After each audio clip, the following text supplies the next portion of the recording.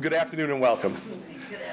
My name is Father Jordan Lenahan, and I'm the Executive Director of University Religious Life for Quinnipiac University, and I also head our Center for Religion. So it is my privilege and my pleasure to welcome you into the center, into this new space, for this incredible event today. I would be amiss if I didn't begin by welcoming in a very special way Ken Morris and Nettie Douglas to Quinnipiac. It's a pleasure and it's an honor to have you with us. And coming on the heels of our service Tuesday night, our memorial service for Frederick, which was an incredible event in which I don't know if Christine told you, but the Yale Gospel Choir, Irish pipes, text in English and in Irish and Arabic and in Hebrew. I thought, what a fitting tribute. And now to actually meet his descendants, it is quite an honor.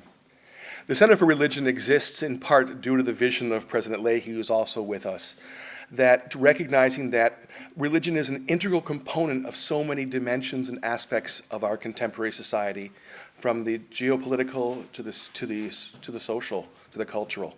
And so events that highlight those dimensions, events that bring us together for conversation, events that build up the Quinnipiac community and further the education, not only of our students, but our entire university community. That's what our center is about. And so we are pleased to be able to host this event today. Ireland's Great Hunger Museum, in the person of Professor Christine Keneally and of Anne-Marie Godbert, are great allies to work with. I like to say I don't look for supporters, I look for partners. And we have wonderful partners here. So again, it's a dangerous thing to give a priest a pulpit. And cognizant of that, once more I welcome you to the center, and I welcome you both, Frederick Douglass's descendants, to be with us. Thank you so much. And again, let me introduce Professor Christine Keneally, who will speak to you now more about our event this afternoon. Thank you.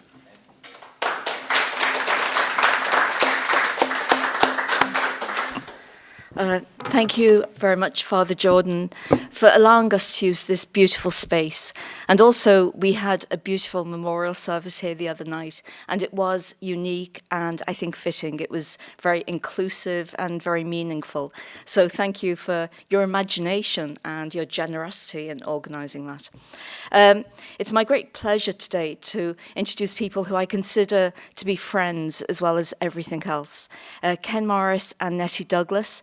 I've had the honour of serving with them on the Frederick Douglass Island Project Committee since 2012, I think, yes. And they do great work on that committee and also with the Frederick Douglass Family Initiative. So this month, as you know, we've been celebrating the fact that Frederick is 200 and he's still doing great work. And may he do so for 100 more years, indeed. And also this month is Black History Month. And so we've managed to fuse the two together. And we've had various events. We've had the memorial service.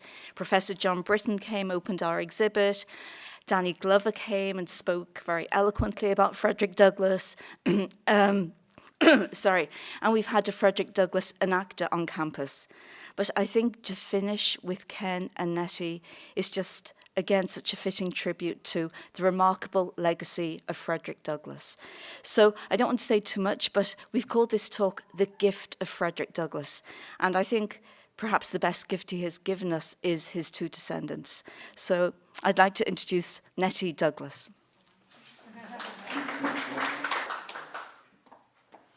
Good afternoon. I am delighted to be here, and thank you so much, Professor Keneally. I call her Christine, but I'm going to be formal today. I think what I'm going to do, what has been my charge for this Black History Month, my favorite thing to do, in addition to being the great-great-granddaughter of Frederick Douglass, I'm also honored to be the great-granddaughter of Booker T. Washington. So I'm going to share how that happened. And because it is Black History Month, but we always say that's just the month we celebrate it all year long as we do American history. But the way that I have the honor of being related to both is that my mother was Booker T. Washington's granddaughter. My mother, her father was Booker Jr. My mother was born on campus at Tuskegee Institute back then, and but she grew up in California. And she happened to be home, although I say nothing happens by chance. It was God's plan for whatever his reason to bring these people together. But my mother was home for 2 weeks in the summer of August, in the summer of 1941. to visit family and friends.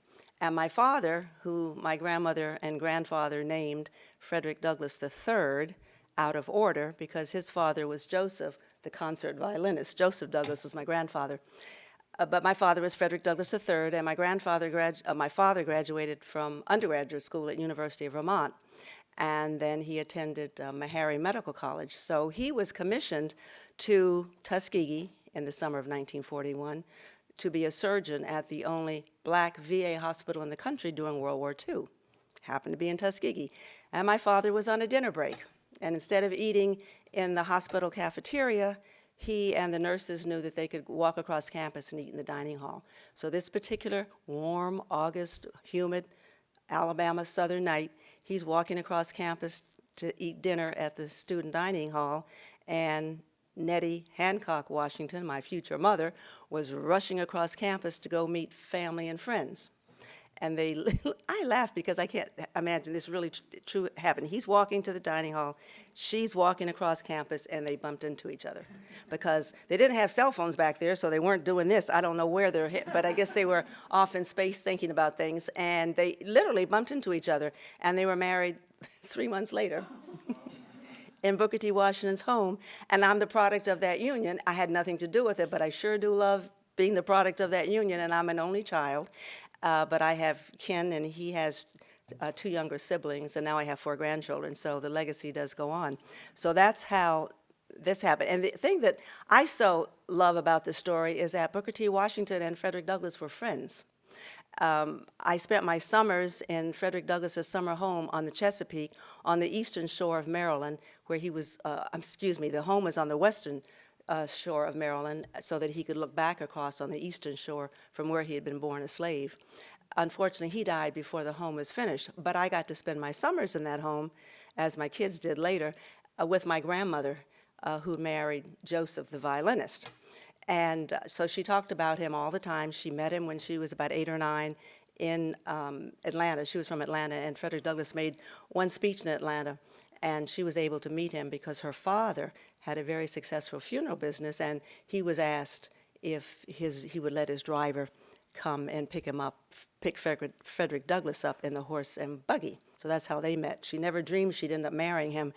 But in our summer home, there was a picture of Booker T. Washington that he had signed to Frederick Douglass. So I grew up with them around all the time. Frederick Douglass gave the 7th commencement address at Tuskegee, and I learned recently at the Frederick Douglass home in D.C., we know that Frederick Douglass died February the 20th, 2 days ago, and the day before he died, I learned that he had written a letter to Booker T. Washington, just going over some things they had talked about fundraising, and reminding him to contact this person about that subject they had talked about. I don't know this to be a fact, but I would like to think that the very last letter Frederick Douglass wrote was to Booker T. Washington, his friend, and then several generations later, they became in-laws. I just love those kind of stories. So that's how that all happened. But I would like to do briefly, and I'm doing this because on my first visit to Ireland, which was in 2011, I shared what I'm going to share with you, and I was told that I should do this every time I'm in the company of persons from Irish ancestry, of which we are too. We're Irish, have some Irish ancestry as well. So for those of you that have Irish ancestry, this little story is for you. When I was growing up and being an only child, my mother was asked if I could do various things from even before I can remember, going to give a coin when Booker T. Washington's memorial $50 was minted in San Francisco. I was told, we're going to San Francisco, and you're going to, my mother talking, you're going to, when I tell you, you're going to take this coin, you're going to hold it up, and when I tell you to smile, you're going to smile. And I didn't realize that I was doing all this and handing the coin to Joe DiMaggio until I was old enough to kind of read and then figure out who he was. For those of you who may not know, he was I think, he was with the New York Yankees. And he was, he also married Marilyn Monroe. A lot of people know him for that. So I was always doing those kinds of things. But the things that kind of bothered me was people wanting to touch me, or people would stare at me, and I didn't really understand why. They just wanted to pinch my cheeks, pat me on the head, and it kind of bothered me. And I would complain to my mother, why are they always touching me? And, being an only child, I was getting enough love and being smothered at home. I didn't need all this extra. And I'm sure she tried to explain it to me, but I really didn't get it. But right before I moved to Atlanta, and that's been 28 years ago, I got a phone call from a lady. I had no clue who she was. I don't know how she got my phone number, other than she had a message she was supposed to give me. We started talking, and I don't know why I just shared this story I just shared about people touching me with her, other than I was supposed to, because she responded to me. She said, Nettie, Frederick Douglass and Booker T, to me, were very special, and they made a difference in my life. If it hadn't been for them, I wouldn't have accomplished what I've accomplished, and I very much appreciate what they did for me. I wish I could thank them, but I can't because they're not here. But I feel that if I'm thanking you, I'm thanking them. And just those sentences changed my whole outlook. So now my reaction is, I love being the messenger. I love the hugs, I love the kisses, and I love the pats on the head. So it truly, truly changed. That being said, when I was in Ireland and I was asked to speak at a gathering, and I was basically thanking the Irish that were there, that had ancestors that would have been in Ireland when Frederick Douglass made his trip in 1846, after he wrote his narrative, became a bestseller, and he had to leave the country for safety because he was still a fugitive slave. And when he got to Ireland, he writes, and my grandmother even told me this, that it was the first time in his life that he could walk down the street, be treated as a human being, not having to look over his shoulder, thinking that he was being chased by someone who was out to capture him. Having Irishmen actually look him in the face, shake his hand, call him Mr. Douglass. He so loved it. So I said at that gathering that the story that I just shared, and I said, I would love to be able to thank your ancestors for what they did to my ancestor, to make him feel like a human being for the first time in his life. I can't thank them because they're not here, but I feel if I'm thanking you, I'm thanking them. So to those of you who have Irish ancestry, thank you so much for what your ancestors did for my ancestor. Thank you so much.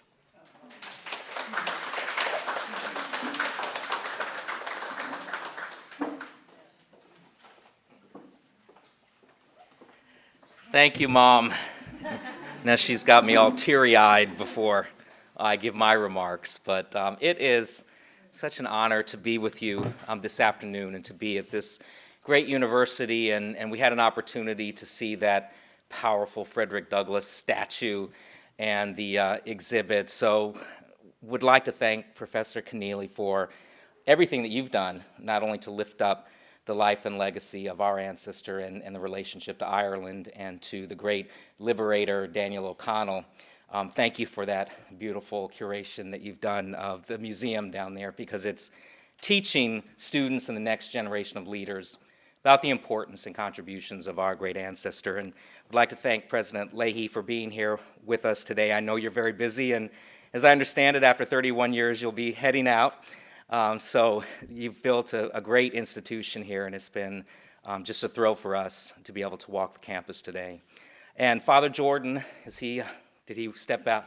Oh, he's teaching, okay. So thank you, Father Jordan, for giving up the pulpit. and also thank you to the Center for Religion. My name is Ken Morris, and I am Nettie's son. And so I'm the great-great-great-grandson of Frederick Douglass, so that's three greats. And the great-great-grandson of Booker T. Washington, and that's a whole lot of greats. And every time I tell people what my relationship is to my ancestors, not only is it a mouthful trying to spit out all of those greats, but it does sometimes make me feel pretty far removed. And you may be sitting there having a hard time trying to imagine what my connection is to Douglass and Washington. It's kind of like trying to picture what $1 billion looks like with all of those zeros. But many people know or knew a grandparent. Some of you may have even known a great-grandparent. And that's how close I feel to both of my ancestors, because you see, my great-grandmother, Fanny Douglas, whom my mother talked about, she lived to be 103 years old. And as you heard, she met Frederick Douglass when she was a little girl, about 7 or 8 years old. And my Aunt Portia, to whom I was also very close, lived to be 95, and she was Booker T. Washington's daughter. And so I remember being a little boy and sitting on my great-grandmother Fanny Douglas's lap as she would tell me what it was like to know, as she would call him, the man with the great big white hair. And I remember sitting on my Aunt Portia's lap, and she would tell me firsthand stories about her father. And a few years ago, I was with a group of students, elementary school students, and they were looking at me cross-eyed, like, man, you were so far removed, and they couldn't really wrap their minds around, first of all, why history was important and why I was up there talking about these old men. And then I was trying to make the connection to the generations, and I had this thought that hands that actually touched the great Frederick Douglass and hands that touched the great Booker T. Washington also touched mine. So in a sense, even with all of those greats, I can say I stand just one person away from history, and I stand one person away from slavery. And we're not that far removed from the history of slavery in this country. And we've had the honor and privilege since we started the Frederick Douglass Family Initiatives in 2007 to have conversations with students in every corner of the country, tens of thousands of students. And a lot of times, especially the younger ones, the secondary school-age children, they look at these great heroes and heroines in the history books, and it's really hard for them to imagine that they were living people that sacrificed so much, may have given of their lives just for the freedoms that we enjoy in this country. Some of them may have given of their lives just so that some of us have the right to even sit in the classroom and get an education. And so what I hope to do with my short time with you this afternoon is really to make history come alive. Because we're descendants of two men that were born into slavery. They were born into the most horrific conditions that a human being could be subjected to, but both of them understood from a very young age that education was going to be their pathway to freedom. And as we know, it was illegal to teach an enslaved person to read and write, so both of them had to steal their education. And for Frederick Douglass, later in life when he became this white-haired statesman, and people would come up to him and they would say, Frederick, where did you go to school? Where did you get your education? They saw this man that was the first African-American nominated for Vice President of the United States, first African-American U.S. Marshal, first African-American Ambassador and Consul General to Haiti, first African-American Recorder of Deeds in the District of Columbia, first African-American to have a statue dedicated in his honor, and the list goes on and on and on. And he never spent one day of his life in a classroom. But people would want to know, Frederick, where'd you go to school? Where'd you get your education? And he would respond on occasion by saying, my degree is written on my back. We're celebrating his 200th anniversary of his birth, his bicentennial. And a year ago, February 1st, I live in Southern California, and I turned on my phone on February 1st, and my phone was just blowing up. Did you hear what the president said? Requests for media appearances.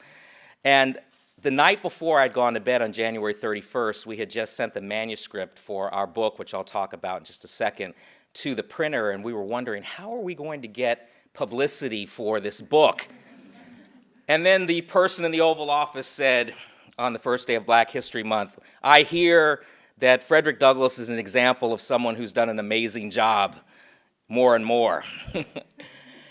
And it wasn't clear if he knew if Frederick Douglass was still alive or if he had passed on.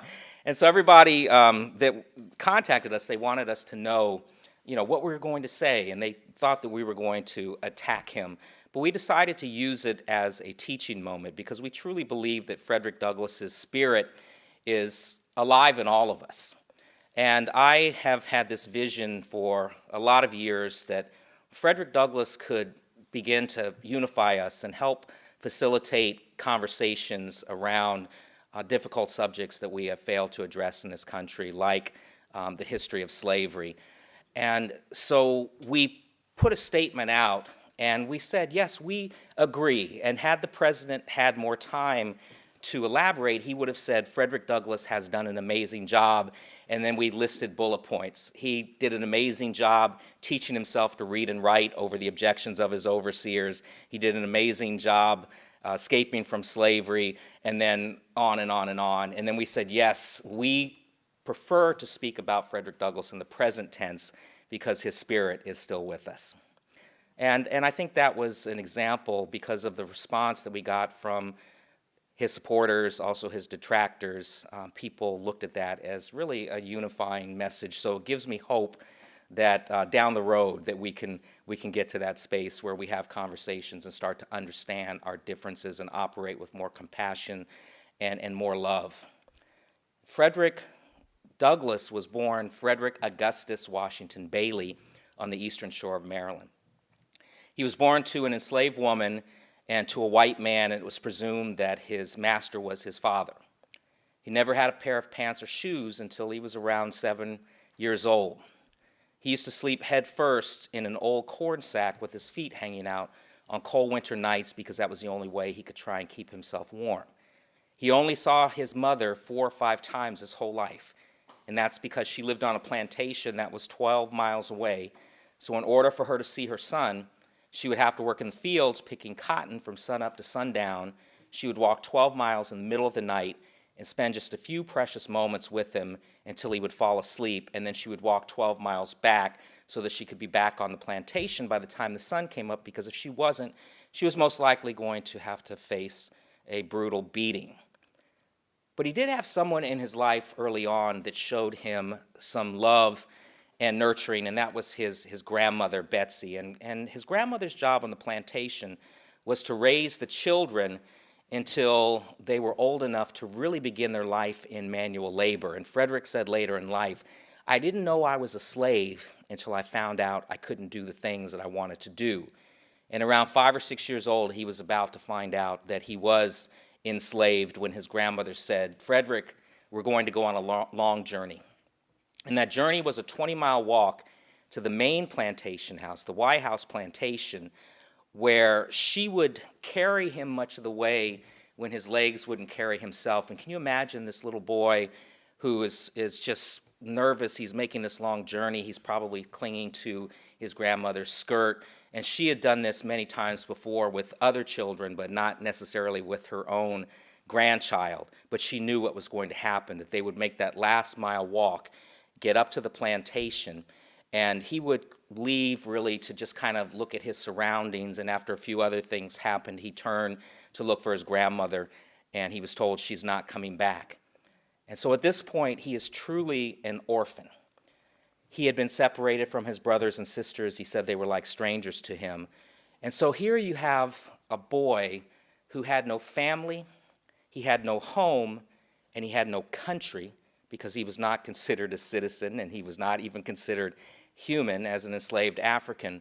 But yet, in spite of all of that, he was able to rise up and to positively affect change in the lives of millions of people. And his story, I truly believe, is a coming-of-age story, and that's why it has resonated with so many people. And Professor David Blight over at Yale had written a blurb for the back cover of our book, and he said, you know, Frederick Douglass, what he gave his country was his story.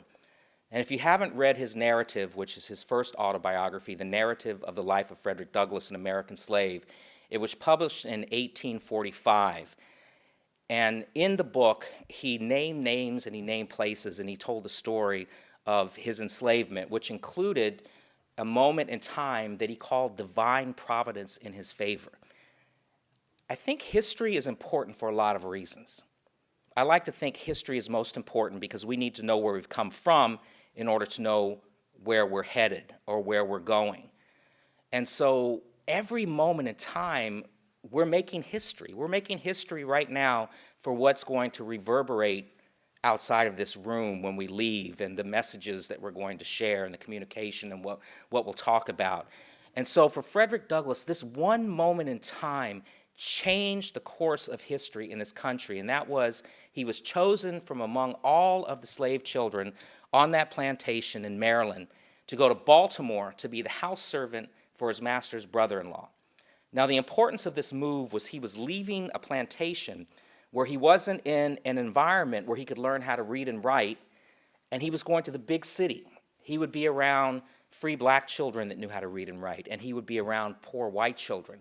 But what happened most importantly was that his slave mistress, Sophia Auld, had never had a slave before. And she didn't know that it was illegal to teach Frederick how to read and write, and she began to teach him his ABCs. But when his master found out about it, he got angry, and he forbade the lessons, and he looked at Frederick, and he looked at his wife, and he said, "You cannot teach a slave how to read and write, because if you do, it will unfit him to be a slave." Now, did you all hear that message? Well, Frederick heard it loud and clear, and he also heard his master say that before you know it, he will be running away with himself. And so Frederick looked at his master and thought, if you don't want me to have this, I'm going to do everything in my power to gain it. And he understood right then and there that knowledge is power, and education would be his pathway to freedom. And so he begins to teach himself to read and write. And he was very creative and clever in the way he went about doing this. He would pick up a stick off the ground and scratch into the dirt or on the wall, and he would say, "Susie, is this how you draw an S?"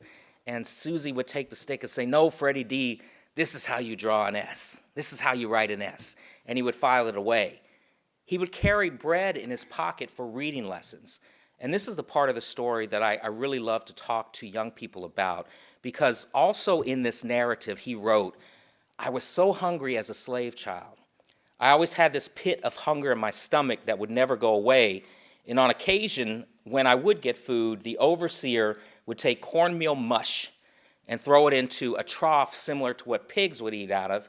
And Frederick, along with the children, would crawl on their hands and knees to try to eat what little food was in there, to eat like pigs, to eat like animals, because that's what he was considered. He was property. He did not own himself. He was no better than the cattle and the sheep and the horses. And so now if you think about this idea that this little boy would trade food for lessons, he would trade something of such great importance and value in his life, and the kids always get this, and they'll say, "You know what, Mr. Morris, he would rather feed his mind and have his stomach go empty."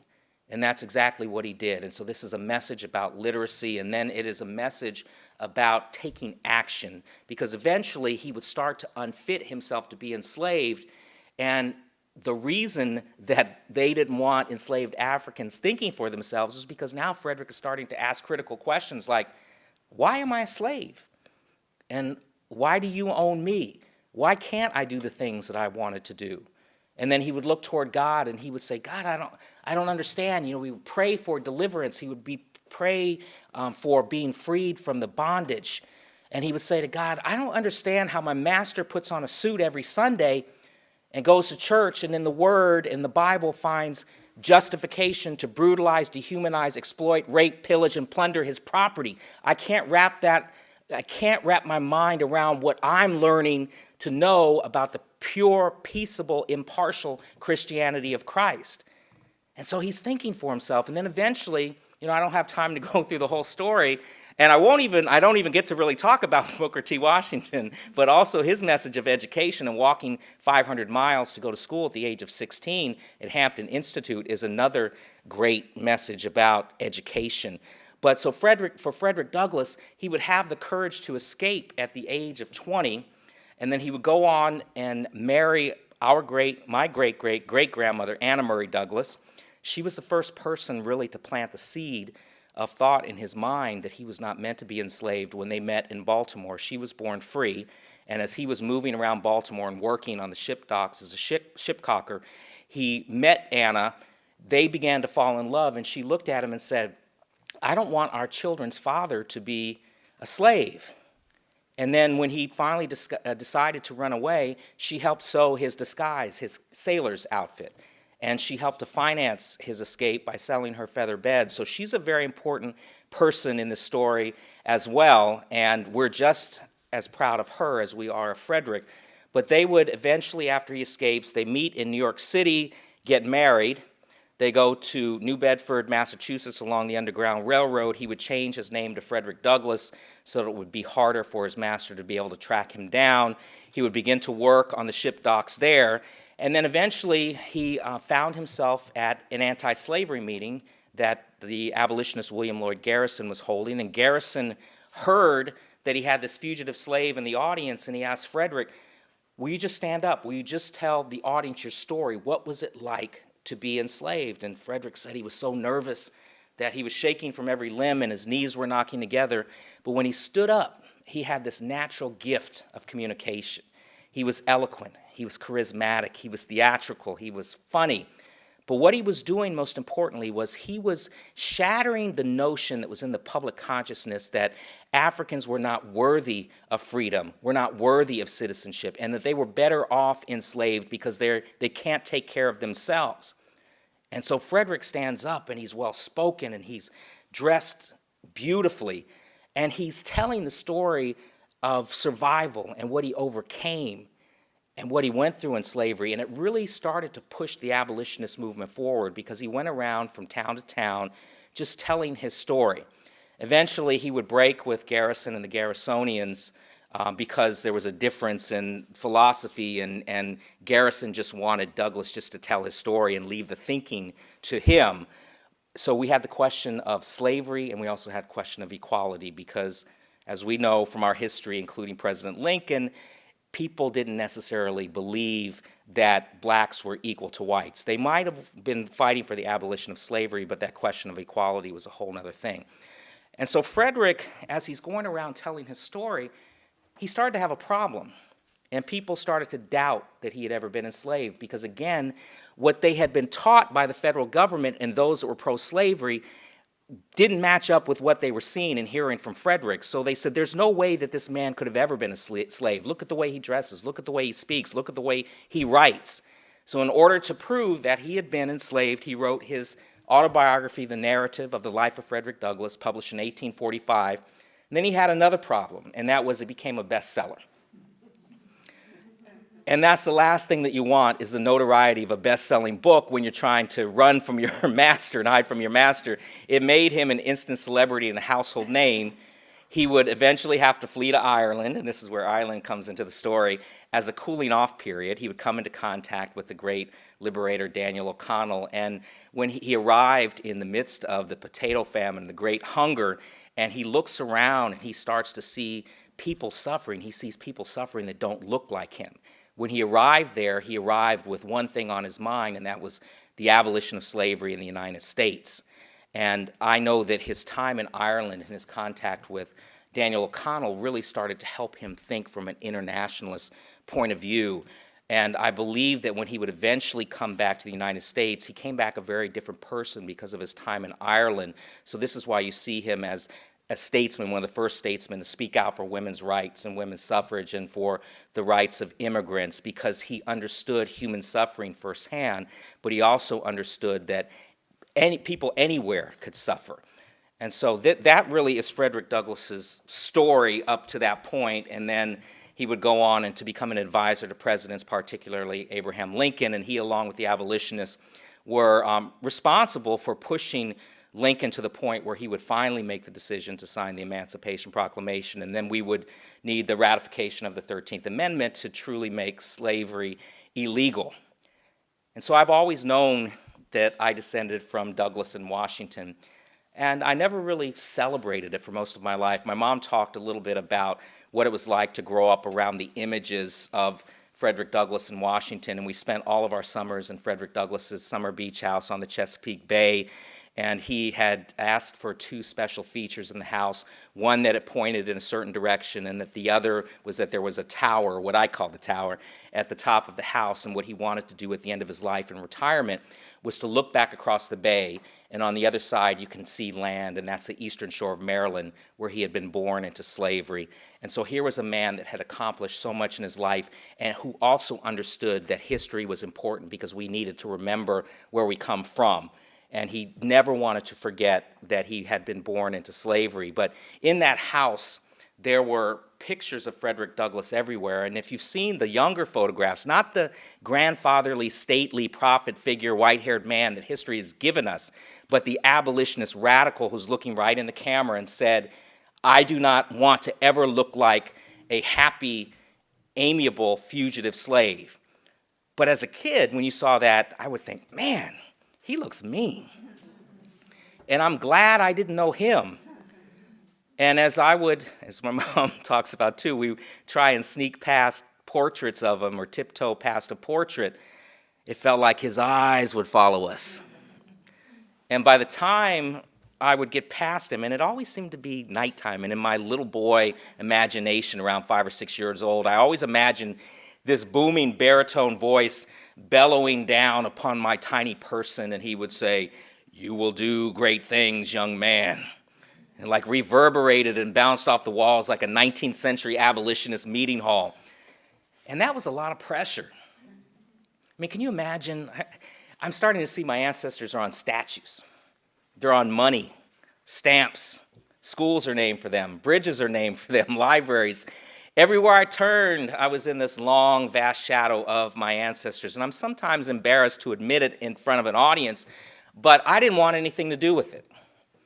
And I spent my whole life really running away from this incredible heritage and this blood that flows through my veins. And besides the few times when I was younger that I would tell my classmates of my relationship, nobody ever believed me. And I never thought that it was a point worth arguing. And so I was happy to be a businessman in the advertising world and a husband and a father of 2 daughters. And then about 2005, I read a National Geographic magazine. And the cover story, the headline was 21st Century Slaves. And I looked at that headline and I reacted the way I think most people do when we hear for the first time about human trafficking in modern day slavery. And I thought, well, wait a minute, I know in my mind slavery ended. It ended with the work of Frederick Douglass and the abolitionists and the signing of the Emancipation Proclamation. But as I read that article and I started to do more research, I found that slavery still existed in every country around the world, including right here in the United States. And at that time, the average age that a young girl was forced into prostitution was about 12 or 13 years old, and that age has been getting younger and younger. And so as I'm reading about this, I remember there was one night I was in the living room of my house, and down the hallway I could hear my daughters getting ready for bed, and they were 12 and 9 at the time. And I was reading this story about a 12-year-old girl who was forced to be a sex slave in the brothels of Southeast Asia and service countless men every single day. And down the hallway I could hear my girls laughing. They were reading bedtime stories. They were about to get down on their knees to say their prayers. And my mind is just going crazy. And what I'm reading and what I'm hearing, I'm thinking that's what young girls and boys should be doing, is they should be getting tucked safely into bed, not being forced into a bed to service some sick individual. And as I put the magazine down, I went in to say goodnight to my girls, and I had this moment where I couldn't look them in the eyes.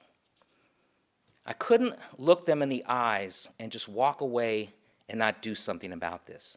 And it really was almost this immediate emotion that welled up in me that I started to understand that even though I had been decisively disengaged from my ancestry, I had this platform, we had this platform that my ancestors had built through struggle and through sacrifice.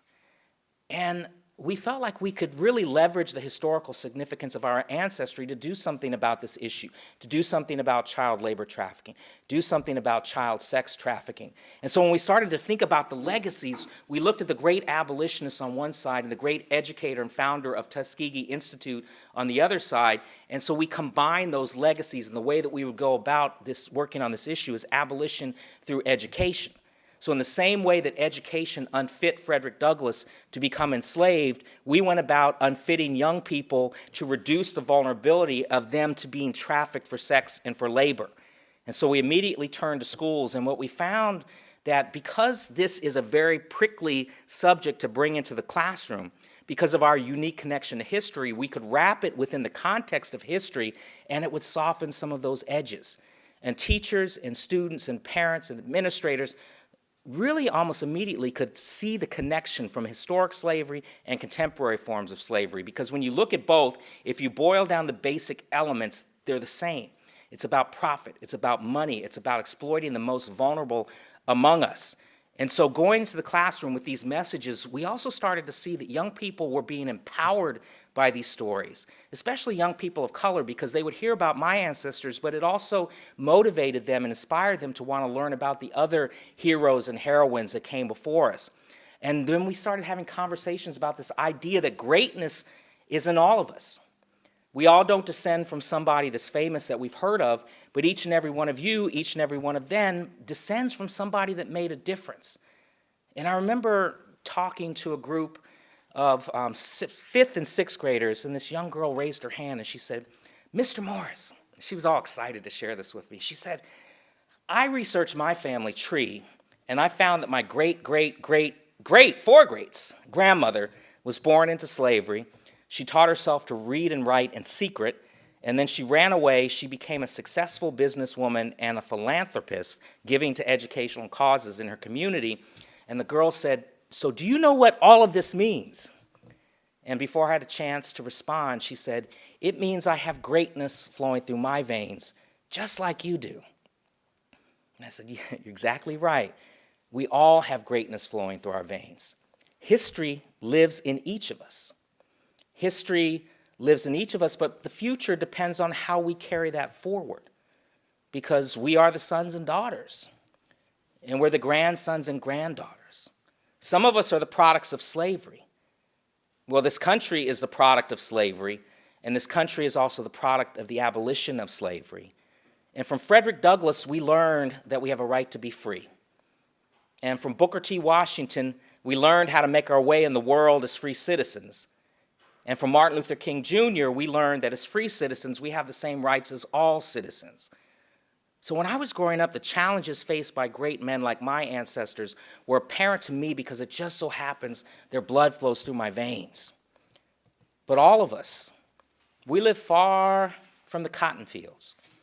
And we're worried more about our favorite sports team winning a ball game than we are about the threat of being beaten by our overseers. And we live in modern times, and the echoes of slavery are hard to hear from where we stand. But if we all listen close enough, we'll hear cries and not echoes from the slaves of today. And we'll hear cries from all of the young people out there that need hope, need inspiration. Our young people, they do not know where they come from, but it's not their fault. I understand for those of us that descend from slaves, the reason that stories weren't passed down after hundreds of years of enslavement and the trauma that caused, the generational trauma. But Frederick Douglass said it's easier to build strong children than to repair broken men. And Booker T. Washington said, if you want to lift up yourself, lift up someone else.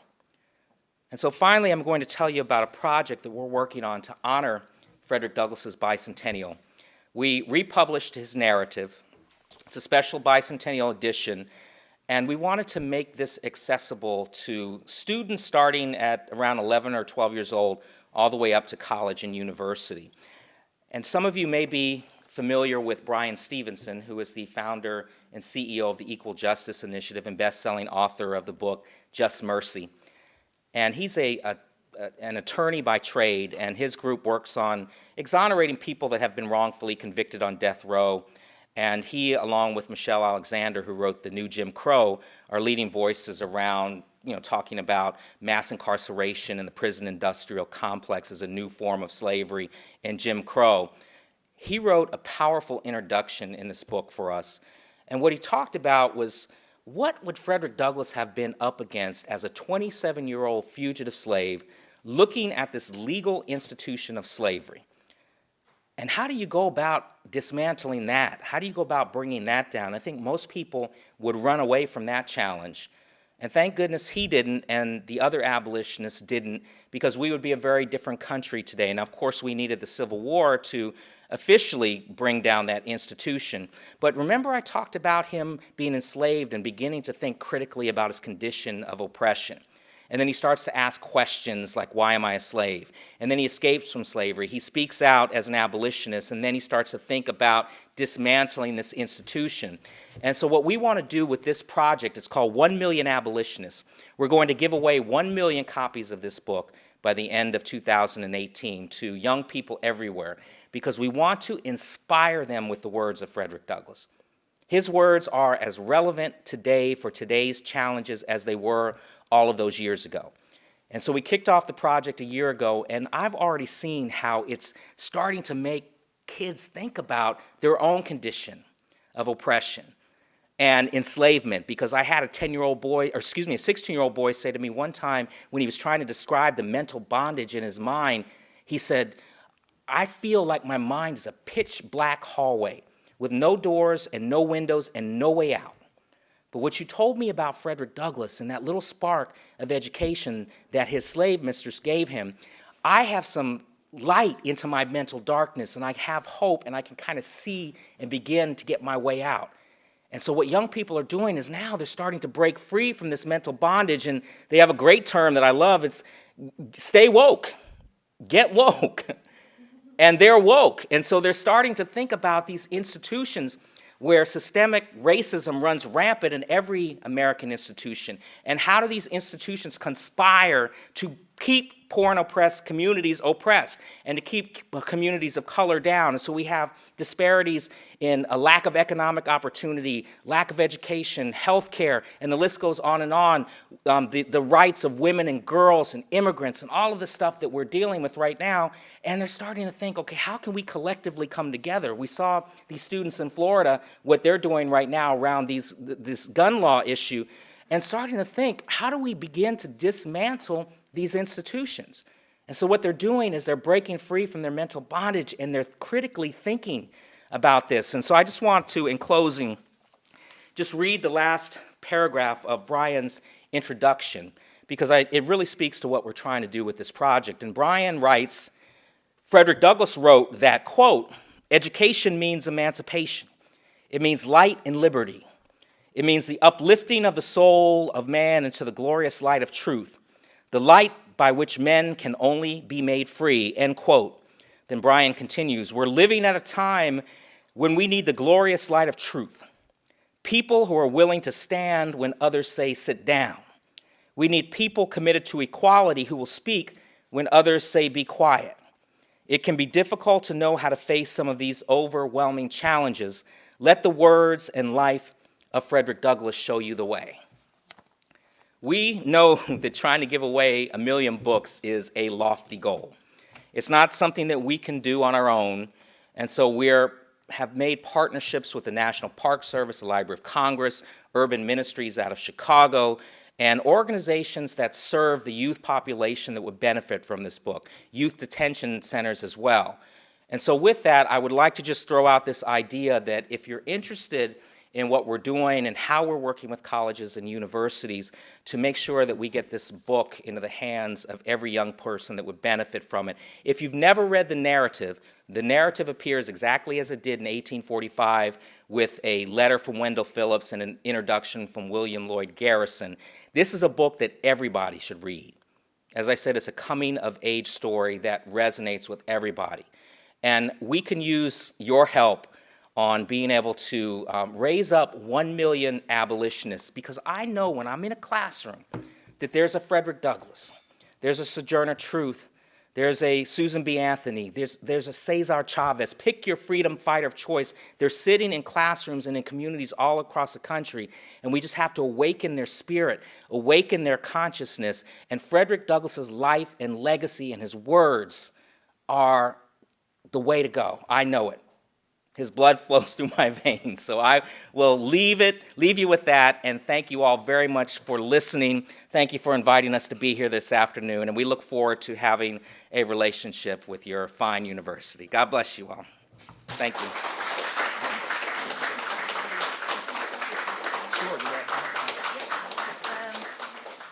I know people have classes and other appointments, but Ken and Nettie have agreed to have a few questions. But before we move on to that, I want to thank our violinist, Damien Connolly, all the way from County Clare. And I wanted him to come because you may know that Frederick Douglass was very musical, and he likened the music he heard in Ireland to the music of the plantations, and Frederick himself played the fiddle. And whenever he was depressed, as he did get when he was in Scotland, he would play the fiddle, and that would lighten his mood. So we'll have a few questions, and then Damien will play us out when we finish. There's still coffee, there's still cookies, so please help yourself. Thank you. So, any questions? Hi, I'm currently taking Professor Kenneth's course on Frederick Douglass, and I'm a history major, and I'm also going into a graduate year for PR. So just at a general level, what sort of message do you think I should try and tell people what I'm learning from that? Well, you said PR? Well, Frederick Douglass, in addition to everything else he did, he was also the most photographed American of the 19th century. And that's because at the age of 22, so 2 years removed from slavery, he understood that this new technology that was emerging with him, that he was coming of age with, photography, he understood he could use that to help make his arguments for liberation and equality in the same way that his writings and his speeches would. So he was very strategic. And you know how I talked about he never wanted to look like a happy, amiable fugitive. So all of that was by design. And in the book that we published along with 3 other professors that made the case that he is the most photographed American, there were 160 photographs that were uncovered. So he was photographed more than President Lincoln, Ulysses S. Grant, and the only contemporaries that were photographed more than he was in the world were the British royal family. So PR and technology using the communication tools that we have at our disposal. I talked about Frederick Douglass publishing his book, and he had 5,000 copies. It was a bestseller. I've met students that have 5,000 Instagram followers or 5,000 Facebook friends. So through the stroke of a key, the communication tools that we have today, you can reach more people than Frederick Douglass could have reached his whole publishing career as the editor of the North Star newspaper out of Rochester, New York. So what I would say is, in the PR field, well, any field, if you want to be an attorney, if you want to be a writer, a journalist, is use your passion, your intellect, your creativity, and your talent, and figure out how you can communicate to a wider audience what you're most passionate about. We have students that are interested in human trafficking prevention work, but we also have students that are interested in the environment, eradicating poverty or homelessness, or working on the rights for women and girls or international issues. And so you take what you have and what you do best and what you're most passionate about, and PR is a great field to get into because you can really reach a wide audience in the same way that Frederick Douglass did with his photographs. So that was kind of a long answer. I hope you were able to take something away from that. Okay, good. Thank you. Anybody else? So, interestingly enough, you situated Frederick Douglass into sort of a very radical tradition, for example, by mentioning other figures such as Cesar Chavez, for example. I'm sort of curious as to what you think of the ways in which Frederick Douglass has been politicized recently. So I can think of an article that we've just read that seems to try to portray him as a patriot and as a Christian. And I'm not saying that he wasn't any of those things, but I'm just sort of curious as to what you think of that angle that's being Yeah, and I read the article that you're talking about. In fact, I just read it on the airplane. You know, Frederick Douglass, and this has kind of been hard for his family, he belongs to everybody. And we have found that people are very, very passionate and want to take ownership in him. And some people will take his legacy and appropriate it for their own agendas and try and fit him into one little box that works for them. But as we've heard today, and as you've studied him, those of you that study him, know he was a Renaissance man. And so as a Republican, he said, his quote, "I'm a dyed-in-the-wool Republican." And so people today will take that and conflate that with the Republican Party of today to say, see, here if Frederick Douglass was a Republican, he would be a Republican today. But they're either ignorant of history or they're really trying to bamboozle people. When the Frederick Douglass statue was unveiled at the Capitol in 2013, the Republicans that were there were walking around with big buttons on saying Frederick Douglass was a Republican. So, some of them know their history, and I'm sure that they were maybe trying to confuse a few people. With regard to his Christianity or his patriotism, he wrote, "What to the slave is your 4th of July," and in it he is talking about how dare you as a country espouse these ideals of freedom and liberty, but in the same breath you're enslaving people on your soil, on your blood-soaked soil. And he said this country is guilty of sins that would disgrace a nation of savages. This country is still guilty of sins that would disgrace a nation of savages. And imagine him giving that speech at that time and the backlash and the protest and the calls of him not being a patriot, not loving his country. But now, through the benefit of looking through the prism of history, we can see that he was on the right side of history. And so when I look at somebody like Colin Kaepernick, who I believe is a hero for kneeling and protesting, and to raise awareness and to begin conversations about police brutality and inequality and social justice. And so what's happening? The person in the Oval Office is trying to change the narrative by calling him and other people that are fighting for freedom, mostly people of color, that they're not patriots. They should stand for our flag, and trying to change the narrative of what the message is. That's happened throughout history. Nothing's changed there.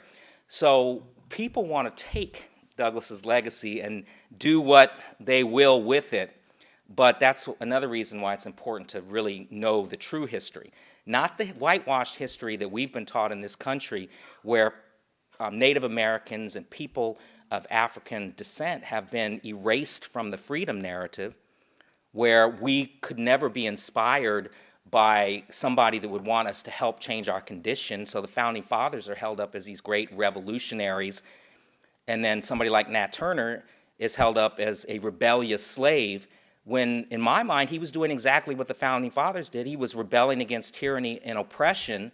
But that's not a story that's going to be told, because you don't want to inspire people to try and change their condition. You want to keep them just smart or dumb enough just to stay where they are.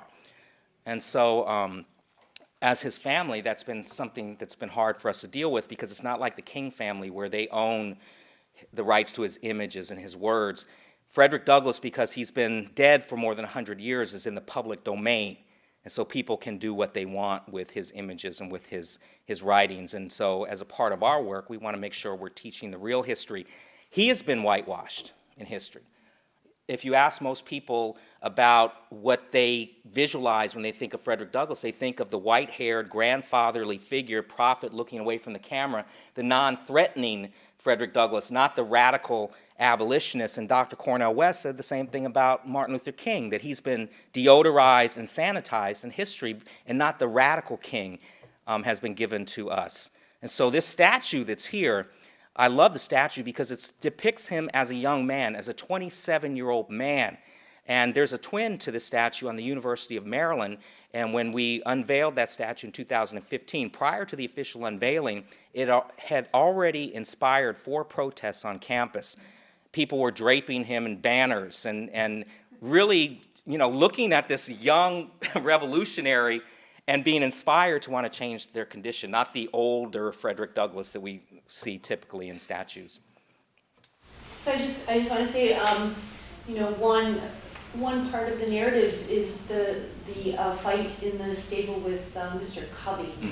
And I'm just wondering if you can talk a little bit about what that incident meant to him as you understand it. Again, when we look at history, President Lincoln is held up as the great emancipator, as if he and a bunch of white guys sat around the table, like in the movie Lincoln, and freed the slaves. And where was Frederick Douglass in that movie? Where were people that really liberated themselves? And so that story with Douglass and Covey is a story about self-liberation. Because he had been hired out to Covey for a year. Covey began to beat him every single week. He beat him so bad that the welts on his back wouldn't have a chance to heal. And after 6 months of enduring these beatings, he had enough. Frederick had enough. And he said, I was beat down to almost the level of a brute. But there was something in his spirit that rose up, and he decided to fight back. He and Covey, as you know in the story, had this epic 2-hour battle, which was more of a wrestling match, because Frederick understood he needed to be strategic in the way he went about defeating Covey, not killing him, because he may have faced the same fate. Covey, he defeats Covey, and really at that moment, Frederick Douglass is saying to himself, you have seen how a boy has been made a slave, now you see how a slave has been made a man. And so he's now continuing to unfit himself to be enslaved. He's unruly, you can't tell him what to do. And then he would eventually make his first attempt to escape at the age of 18. His plan was uncovered. He was thrown in jail for a couple of weeks, and then on September 3rd, 1838, he would disguise himself as a sailor and escape the chains that bound him. And so that moment in time with that confrontation with Covey was important because he was self-liberating himself. And we're working on a feature film for Frederick Douglass right now, and we've had to be very careful with the screenplay and how, we don't want this to be a white savior narrative. We want this to be about self-liberation told, and that's what Frederick's story is about. I'm just a little interested in how this project of getting 1 million copies of this out, if you could speak just a little bit more of the audience that you're trying to reach and how you're going about doing that. Yeah, we actually have a Frederick Douglass curricula that we just released last week, and it's for elementary level, it's secondary, and also college and university. It's service learning or civic engagement curricula. As far as who we're giving the books to, starting at age 11, and then all the way up through, our target, and we keep saying, is young people and students. But it is a book, as I said, everybody should read it. It's not a book that's limited to just a certain grade level. We understand that kids that come to it are coming to it at different reading levels. And so in the curricula, we have conversation starters and excerpts to get them interested in wanting to dive into some piece of it. We also have a section called What the Narrative Means to Me, and that's students and people of prominence just writing blurbs, 150-word blurbs, about how his story and his words inspired them to be leaders in their schools or their communities or their churches. That's my favorite section of the book because it's very humbling to know that all these years later that our ancestor can still impact people's lives. And so we're working to get it into the hands of everybody with a focus on secondary school and college and university. So are you reaching out to schools of Board of Education and communities, and just a little curious on the nuts and bolts of it? Well, fortunately, because Trump made that statement on February 1st, people have found us. Yeah, and we're a small organization, and we don't have a lot of resources, so we really rely on people kind of planting stakes in communities all around the country. But each book, and we did a hardcover on purpose, because the other theme that we've heard throughout our lives is I still have this book in my library 35, 40 years later, and so we wanted to make sure we were giving something students that they would value, appreciate, and we even say in the editor's note, don't let other books gather dust on your mantle. Take this book with you. Take it to a protest. Tell people you know who Frederick Douglass was. Tell them that he knows who you were, and if you wear out your copy, we'll send you another one. And so we want to make sure that young people are really connecting with his story and his words, but the partnerships have really come to us.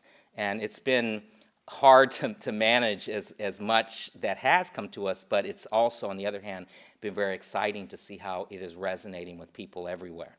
And I go around giving a lot of speeches and a lot of talks, and for places where we've had donors step up to fund 1,000 books. Each copy is $4 per book to give away, not $4 to buy. We're not even selling at retail at this point right now because I feel it will dilute what we're trying to do with the project. If anybody could go to Amazon and get it.